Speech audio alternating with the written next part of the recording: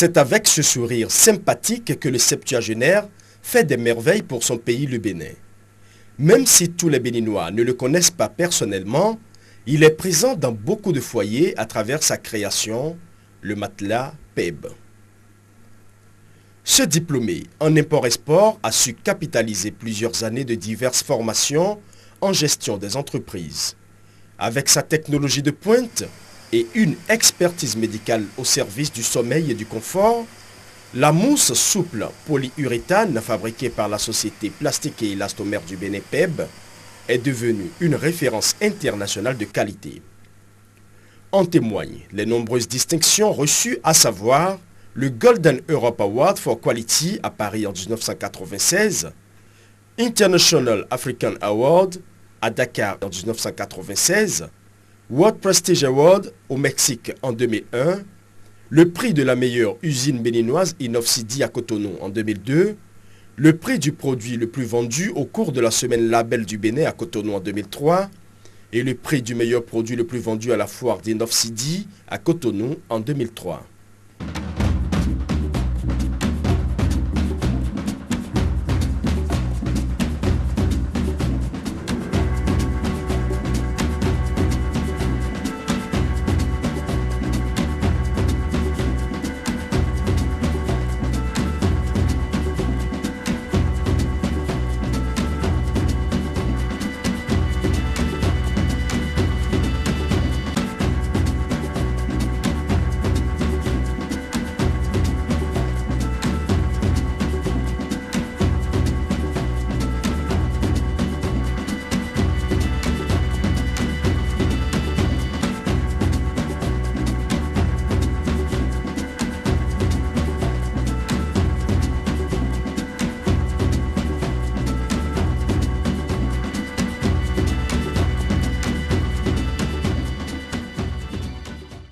Depuis lors, la société Plastique et Élastomère du Bénin PEB est présente à tous les rendez-vous internationaux. Elle s'est forgée une renommée au-delà de l'océan Atlantique. Et tout cela grâce à l'esprit d'innovation et de leadership d'un homme qui a su réunir autour de lui la technologie de pointe nécessaire et un personnel dynamique sans oublier les consultations des experts internationaux. C'est un homme quand même qui a l'humilité dans la main. Il estime qu'il faut favoriser cette jeunesse pour qu'ils découvrent, n'est-ce pas, ce qu'est le secteur industriel. Parce que ce n'est pas tout le monde qui va dans ce secteur. C'est un secteur confus. Parce qu'on ne fait qu'investir, mais pour récupérer, ce n'est pas facile. À travers cette expérience, à travers cette première société qu'il a créée, pour la fabrication des matelas et autres, nous avons discuté ensemble parce que nous sommes de grands amis avant d'être dans l'association. Et l'association, nous l'avons créée ensemble. Il est un des membres fondateurs de cette association. Nous avons estimé que, de toute façon, il faut donner la priorité dans le recrutement à la jeunesse.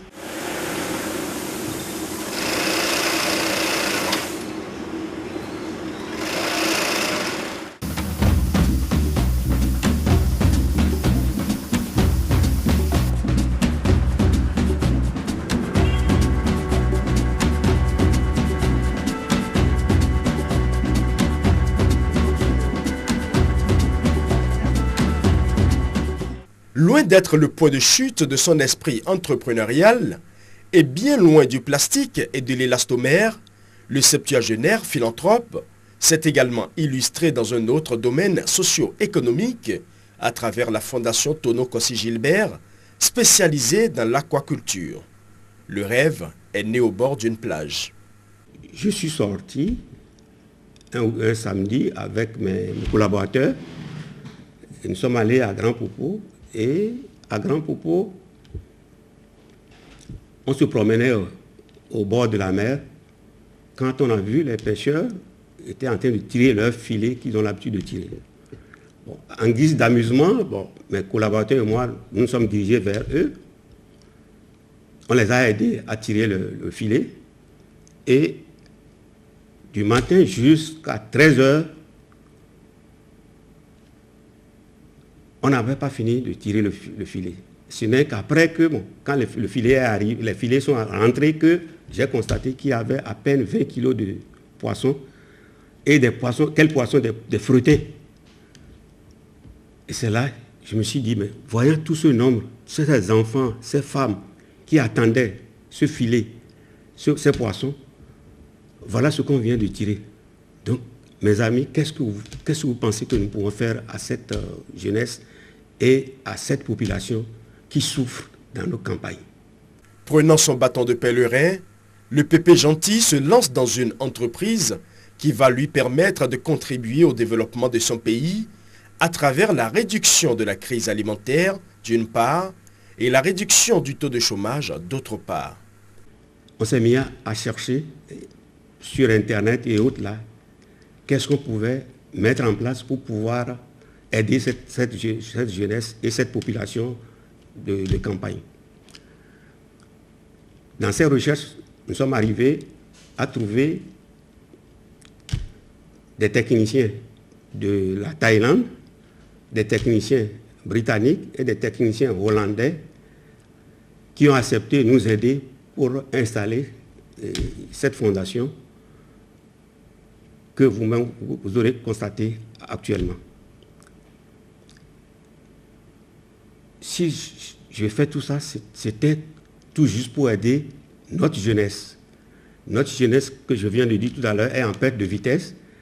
Et les aider, parce que bon, comme il n'y a plus de poissons, il n'y a plus de poissons naturels dans nos eaux et dans nos lacs, il fallait créer des bassins pour pouvoir fournir des alevins à ceux qui veulent s'abandonner à la pisciculture. Donc, c'est ainsi que bon, ces techniciens sont arrivés et nous avons travaillé de jour comme de nuit et avons installé ce service qui aujourd'hui est apprécié par toute la population et aussi par toutes nos autorités.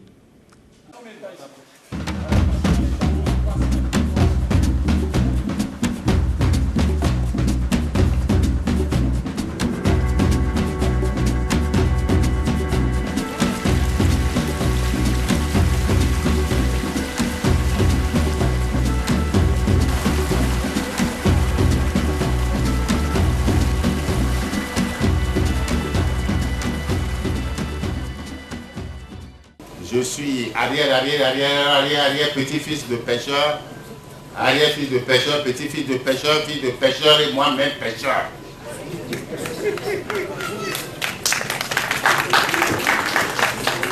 Donc l'aquaculture me préoccupe parce que je viens de Grand Popo et Grand Popo est déserté parce qu'il n'y a plus de poissons et tous mes parents émigrent ailleurs.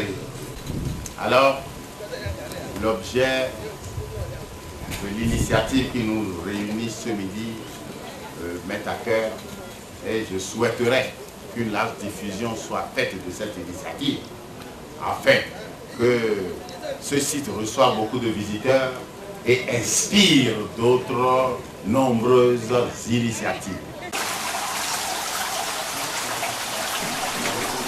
Grâce à son centre de recherche et d'incubation aquacole, qui couvre une superficie de 10 hectares à Ouedo, dans la commune d'Abomey-Calavi, la Fondation Gilbert Cossitonon produit aujourd'hui 450 tonnes de poissons marchands par an, 2 millions d'alevins de tilapia par mois et 250 000 alevins de poissons-chats par mois. Ce projet m'a beaucoup impressionné.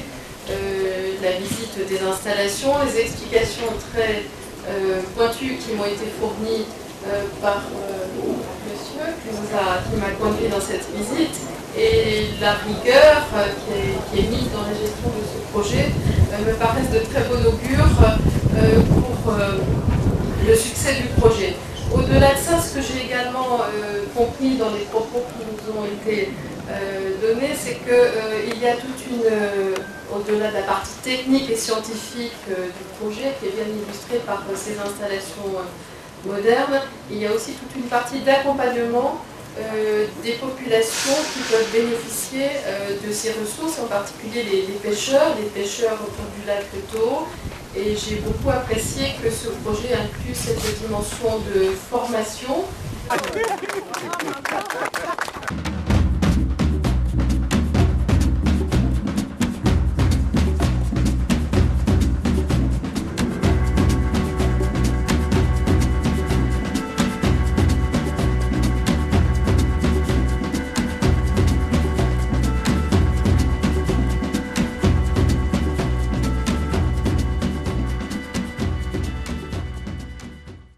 La réputation de la Fondation Gilbert Kossi-Tonon va très vite au-delà des murs de la marina, obligeant le premier magistrat de la République à effectuer une descente sur le site tant vanté par ses proches collaborateurs. C'est ainsi que le président de la République découvre l'oasis dans le désert et se réjouit de la qualité du travail abattu par le septuagénaire. Je suis venu trouver des merveilles. Je suis venu vous féliciter. Merci. Au nom de la République. C'est ce que nous avons toujours souhaité. Nous disons que nous voulons créer un Bénin nouveau. Et il sera nouveau lorsque nous aurons réussi à bâtir de tels centres. Vous voyez, d'abord vous prenez en charge une structure qui produit et qui n'endette pas. Vous avez fait des investissements de l'ordre de 3 milliards et pour un endettement de 300 millions. Mais j'ai dit que c'est un projet viable. Et je vous en remercie. Franchement parlant, je ne peux que vous dire que, en réalité, vous demandez d'accepter les félicitations de la République. Et que dorénavant, le centre, à mon niveau, est internalisé. Internalisé. Merci. Et vous soutenez. Je suis très content que le président lui-même, après une visite surprise, d'ailleurs je dirais que c'est une visite surprise, et j'ai apprécié la visite surprise parce que bon, si il nous avait avertis, on aurait pris le temps de badigeonner par ici et faire de colorer ceci et là, mais quand sa visite a été surprise, ça lui a permis de voir vraiment du naturel. Donc, c'est au vu de ce travail naturel que le père a vu qu'il a accepté me donner cette distinction qui aujourd'hui m'honore et me réconforte dans tous mes efforts depuis mon début en 65 d'activité jusqu'à ce jour. Malgré les prouesses faites, Gilbert Kossi-Tonon reste persuadé qu'il a encore beaucoup à donner pour son pays.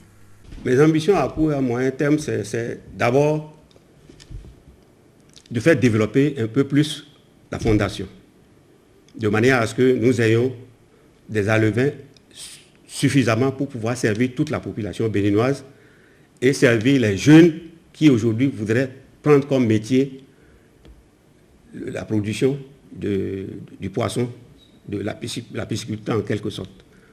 Donc, c'est d'abord ma première ambition. Mes secondes ambitions, c'est de diversifier les produits que nous faisons aujourd'hui. Aujourd'hui, nous faisons du tilapia et du clarias. Et très bientôt, d'ici un an, nous allons sortir aussi ce que communément nous appelons djan, qui est le macharon. Donc nous allons sortir d'ici un an le macharon.